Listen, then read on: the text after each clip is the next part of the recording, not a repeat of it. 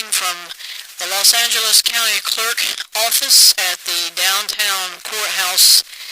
And for CBS News, I can report to everyone by this radio link that we are being told presently the jury has returned with a guilty verdict regarding the shooting of Dave Seville by Alvin, the chipmunk. Of course, everyone remembers it was in December of 1965 that this happened. And the only thing we know to this day is it's either a mental scenario of him losing it, or if maybe it was just a hatred for an individual. These two stipulations are what the jury had to decide, whether it was mental or if it was a hate crime between Alvin and Dave. And we're not getting too much information from the reporters inside because they're under a stipulation of secrecy. They had to sign that to say they wouldn't discuss the case other than to give us some basic facts of what the decision was. It's very unlikely after I do this report that anyone's going to hear about it again because the judge has stipulated to the networks that after the initial report's done, nobody's to talk about it anymore. And that's from actually the FBI and the Department of Justice is saying that they want this clamped down. They don't want anybody talking about it anymore. So that's where we stand right now, Walter. We don't know anything more except that Mr. Fitzroy, who is the state attorney for the Los Angeles State Attorney's Office, has said to me personally off camera that Alvin was he was out of it. They've got him on sedation, and he wasn't aware, I think, of what the jury found as far as the verdict. But whatever you can say, this case is a bizarre tragedy, and it's only grace that really saved Dave Seville himself from being killed, because we're talking point-blank range, Walter, when he shot those bullets at him, and for Dave to come out of this is a miracle.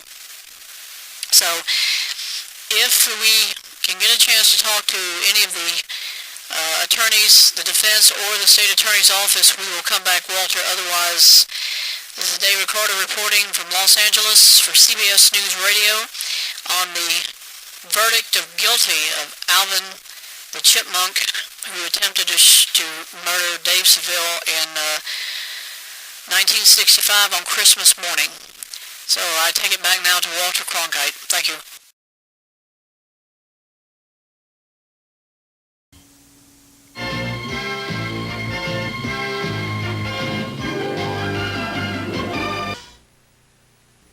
This is CBS.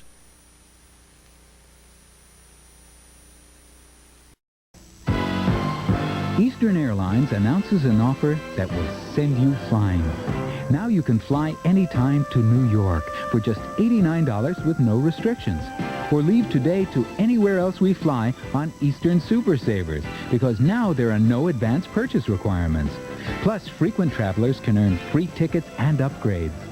Call your travel agent or Eastern for details. A deal this good should send everyone flying. The Benny Hill Show, Saturday night at 7:30 on Big 13.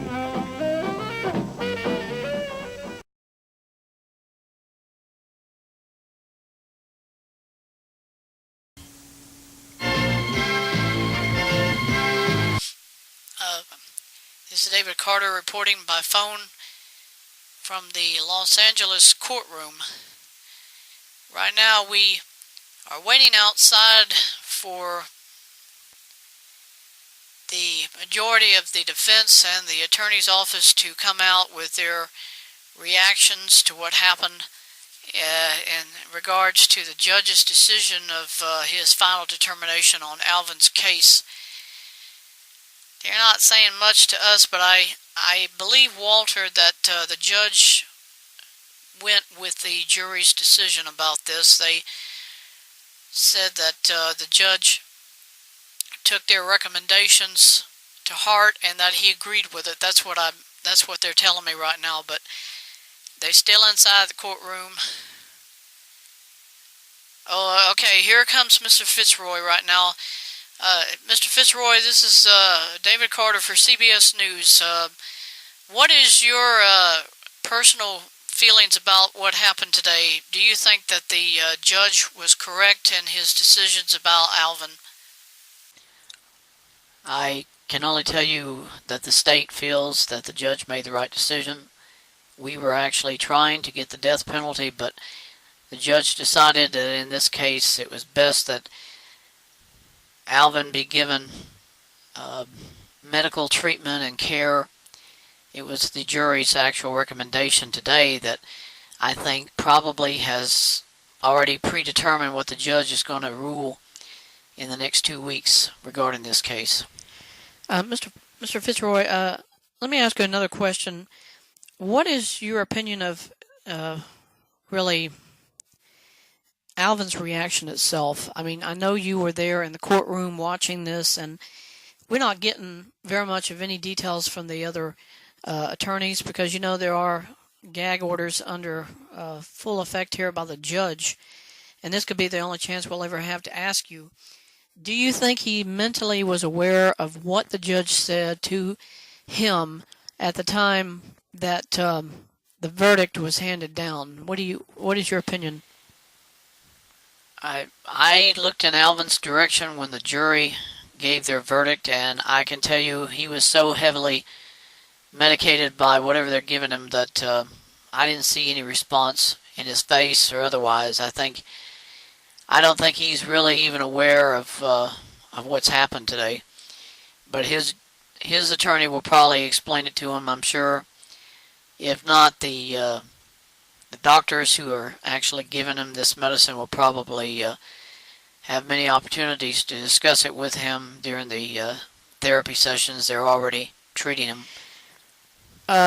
On that basis, also, some people are leaking out the fact that Alvin was removed from the courtroom during the trial. Now, if that's true, Mr. Fitzroy, do you think that it's a fair trial that he is not always in court hearing testimony from his peers and they're making the decision they made in this verdict?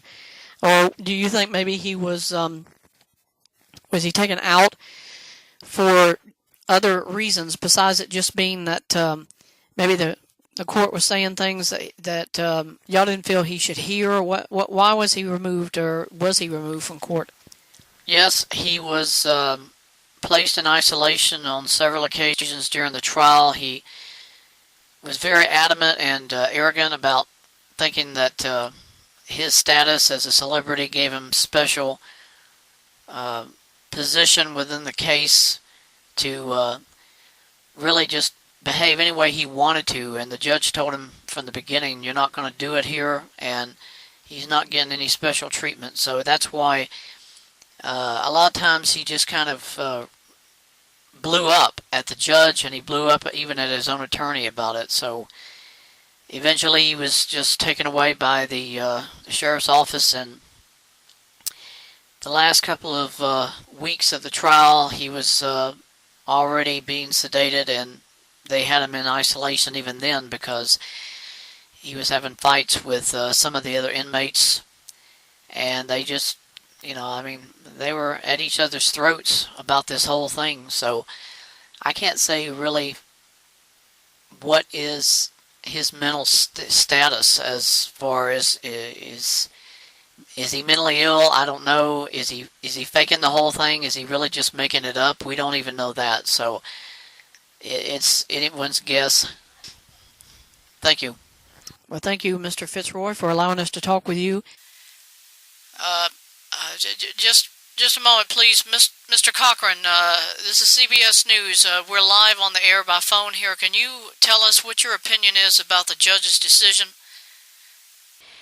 I personally think that the decision that was made by the judge was a serious failure of our judicial system. I don't think the The chipmunk we knew as Alvin is the same person we know today, and I will go as far as I can, even to the state Supreme Court, to try and appeal his decision. But I don't know whether or not I'll really have any fighting chance. I mean, this is a very highly publicized case. Yes, sir, Mr. Cochran. Let me ask you also, what is your opinion about Alvin's reaction to the verdict that was given today? Do you believe that he is mentally aware of his surroundings? I mean, what sort of facial response did you get from Alvin? No, he was pretty much just docile. They have him on a lot of medicine because of the violent reactions he was giving the judge during the case. And all I can say to your radio and television audience is that Alvin is highly sedated, and they have taken him back to jail, and I know he'll be there during the sentencing phase when the judge makes his recommendation, but he just hasn't been cooperating with me. I know the process is going to be very, very long, Mr. Cochran. Can you tell us, please, what is your assumption of the amount of time involved in proceeding with the initial appeal? I mean, are you going to be able to do it quick, or is it going to just be a long, drawn-out process of going through paperwork? And, I mean, how long do you think? No, I have no idea how long the appeal process could take. It could be years. We're just going to go one step at a time on that.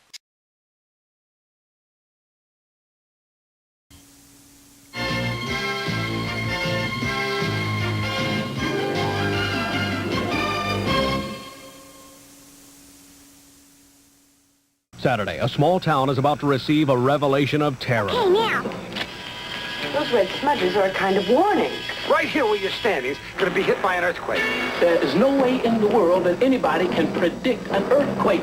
Jackie Cooper, Stella Stevens, and Cleavon Little, the day the earth moved. Then, Jason, it's the office of the president. This comet's going to keep coming. She's going to hit. a comet that nothing can stop, a fire in the sky, right after the day the earth moved, Saturday at noon.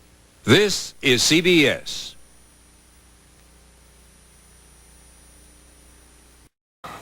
The flavor I love best. Wholesome real cheese. The texture so supreme. Real cheese is made from real milk. The taste that's dairy fresh. With no artificial flavors. Oh no, you can't take that away from me.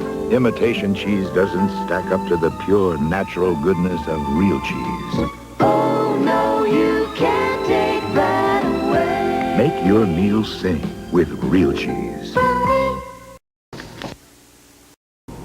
Good evening from CBS News. This is Newsbreak. President Reagan has arrived in Geneva 2 days before the start of the summit with the Soviets. He said he felt confident and upbeat. Soviet leader Gorbachev arrives on Monday. There were some new volcanic eruptions in Colombia today. The government urged survivors of the first eruption to evacuate the area. Officials fear more than 21,000 people are dead or missing.